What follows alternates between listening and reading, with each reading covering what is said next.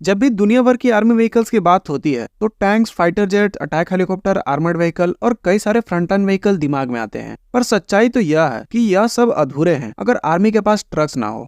और हमारे भारत जैसे देश के लिए और भी ज्यादा सच है, क्योंकि हमारे यहाँ पर कुछ बहुत ही खतरनाक टेरेन्स हैं और कई जगह तो ऐसे भी हैं जहाँ आज तक रोड्स नहीं पहुंचे। और जितना भरोसा हम अपनी फौज पर करते हैं, इतना ही भरोसा हमारी फौज भी अपनी गाड़ियों पर करती है, और खास करके इन ट्रक्स पर जिनका नाम स्टैलियन है। यह स्टैलियन ट्रक्स इतनी कैपेबल है कि चाहे वो सियाचिन की हड्डियां गला देने वाली ठंड हो या लद्दाख के पथरीले रास्ते, नॉर्थ ईस्ट के घने जंगल हो या राजस्थान के तपते हुए रेगिस्तान, आज हमारी आर्मी देश के हर कोने में लगभग 70,000 से ज्यादा स्टैलियन ट्रक्स का यूज कर रही है। फिर चाहे वो राशन और दवाइयों को ले जाने की बात हो या रॉकेट लॉन्चर, रडार, आर्टिलरी और हजारों किलो के मिसाइल्स को ले जाना हो, यह ट्रक बिना रुके बिना थके पिछले 26 सालों से हमारे देश के जवानों की मदद कर रही है। हाँ, ये वही ट्रक है जिन्होंने शक्तिमान ट्रक के साथ मिलकर अगर कारगिल की लड़ाई में दवाइयों को टाइम से डिलीवर ना करा होता तो हमें अपने कई जवानों की बलिदान देनी पड़ सकती थी। और आज की इस वीडियो को हम इन्हीं ट्रक्स के ऊपर डेडिकेट करते हैं। इस वीडियो में हम स्टैलियन ट्रक्स की ओरिजिन से लेकर इसकी ग्लोबल पहचान तक सब जानेंगे। स्टैलियन ट्रक के बारे में जानने से पहले हमें थोड़ा अशोक लीलैंड के बारे में भी जानना होगा। अशोक लीलैंड की शुरुआत 1948 में चेन्नई में हुई थी और इसका नाम अशोक मोटर्स रखा गया था। आजादी के बाद यह कंपनी ब्रिटेन की ऑस्टिन कार्स को असेंबल और मैन्युफैक्चर किया करती थी। कंपनी अभी शुरुआती दिनों में ही थी कि एक प्लेन क्रैश में रघुनंदन सारंग जी की मौत हो गई, जो कि कंपनी के फाउंडर थे। इस चलते कंपनी मद्रास स्टेट के अंदर चली गई, जिसके बाद स्टेट और शेयर होल्डर ने मिलकर ब्रिटेन की लीलैंड मोटर के साथ एक टेक्नोलॉजी पार्टनरशिप करी। और यही वो कारण है जिसके बाद अशोक के पीछे लीलैंड का नाम लगता है। और इस पार्टनरशिप से अशोक को अगले 7 सालों के लिए ट्रक्स के पार्ट्स को इंपोर्ट करना और उन्हें असेंबल करने का राइट्स मिल चुका था। अब राइट्स तो कंपनी को मिल गए थे और कंपोनेंट्स भी कंपनी के पास पहुंच रहे थे, पर कंपनी की शुरुआती दिन काफी मुश्किल भरे थे, क्योंकि 1950 से लेकर 1990s तक इंडियन मार्केट क्लोज थी, जिसमें अशोक लीलैंड को पर ईयर सिर्फ 1000 ट्रक्स बनाने का लाइसेंस मिला था। और इन्हीं मुश्किलों के बाद आगे चलकर 70s तक इंडियन आर्मी के लिए ट्रक्स बनाने की शुरुआत हुई। पर इससे पहले हमारी आर्मी के पास शक्तिमान ट्रक्स थे। ये ट्रक जर्मनी की मैन 415 ट्रक्स पर बेस्ड थी, जिसका प्रोडक्शन राइट्स हमारी इंडियन आर्मी के पास था।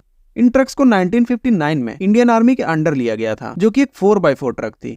इसके कई सारे मॉडल्स हैं, जैसे कि 4x4 hard top, soft top, artillery trucks, theatre communication के लिए भी यूज किया गया। इन ट्रक्स ने 1962 के चाइना वॉर, 1965 के इंडो पाक वॉर और 1971 के इंडो पाक वॉर में हमारी आर्मी ने इसका भरपूर इस्तेमाल किया। और 90s आते तक इन ट्रक्स की 75,000 से ज्यादा यूनिट हमारी इंडियन आर्मी में सर्व कर रही थी। पर ये ट्रक समय के साथ साथ थोड़े पुराने होने लगे थे और आउटडेटेड भी हो चुके थे। अब इंडियन आर्मी को थोड़े एडवांस, मोर कैपेबल और मोर रिलायबल ट्रक चाहिए था, और इस काम को करने की जिम्मेदारी उठाई अशोक लीलैंड ने। 1994 में स्टैलियन MK3 को इंडियन आर्मी को टेस्ट करने के लिए दिया गया और इसे हाई एल्टीट्यूड डेजर्ट और पूरे देश के अलग अलग हिस्सों में टेस्ट करके इसे सेलेक्ट कर लिया गया। और 1998 आते तक अशोक लीलैंड ने व्हीकल फैक्ट्री जबलपुर को स्टैलियन ट्रक्स के प्रोडक्शन का लाइसेंस दे दिया। दरअसल vehicle factory Jabalpur defence ministry के अंडर आती है और यहाँ पर फोर्सेस के लिए डिफेंस इक्विपमेंट्स और व्हीकल्स बनाए जाते हैं। और धीरे धीरे स्टैलियन ट्रक शक्तिमान की जगह लेने लगे। स्टैलियन भी एक मीडियम कैपेसिटी ट्रक था शक्तिमान की तरह, और इसमें जापानीज कंपनी हीनो का डीजल इंजन लगा था, जो कि पूरे वर्ल्ड वाइड अपनी रिलायबिलिटी के लिए जाना जाता है। और एक रिलायबल गाड़ी की जरूरत हमारी आर्मी से ज्यादा किसको हो सकती है। इसका 5.7 litre W06 DTI turbocharge engine 177 horse power और 495 Nm का टॉर्क जनरेट करता था। लेकिन बाद के मॉडल में इसके अंदर यह टॉर्क बढ़कर 800 Nm तक पहुंच गई। यह ट्रक कमीशन होने के लगभग 20 साल बाद भी अपना काम डोकलाम और गलवान जैसे कॉन्फ्लिक्टेड एरिया पर भी कर रही थी। बात करें अगर इसकी स्पेसिफिकेशन की, तो बेसिक स्टैलियन 4x4 ड्राइव और 5 टन की पेलोड कैपेसिटी के साथ आते हैं, जो बेटर ट्रेन्स में 60 टन तक जा सकते हैं। यह ट्रक -39 से लेकर 55 डिग्री टेम्परेचर तक ऑपरेट कर सकते हैं। और आज की स्टैलियन काफी एडवांस सिस्टम से लैस है। और इसकी सक्सेस को देखते हुए अशोक लीलैंड ने भी इसके कई सारे मॉडल्स को लॉन्च करा है, जैसे सुपर स्टैलियन 6x6 और super stallion 8x8। 6x6 10 ton और 8x8 12 टन तक की पेलोड कैपेसिटी कैरी कर सकती है। पर हमारी इंडियन आर्मी के पास तो स्टैलियन के 12x12 वर्जन भी है, जो हमारी बड़ी बड़ी मिसाइल जैसे कि अग्नि 2 को कैरी करने के लिए बनाई गई है। और यही कारण है कि हमारी आर्मी के पास स्टैलियन ट्रक्स की संख्या 70,000 से भी ज्यादा है, जो कि जिप्सी से 2 गुना ज्यादा है। और इन ट्रक्स का इस्तेमाल हमारी आर्मी हर कॉन्फ़िगरेशन में करती है। ये तो इंडियन आर्मी की बात थी, पर स्टैलियन ट्रक्स का डिमांड वर्ल्ड वाइड भी है और इसे कई कंट्रीज में एक्सपोर्ट भी किया जाता है। इसे एशियन कंट्रीज के अलावा मिडिल ईस्ट और अफ्रीकन कंट्रीज में भी एक्सपोर्ट किया जाता है।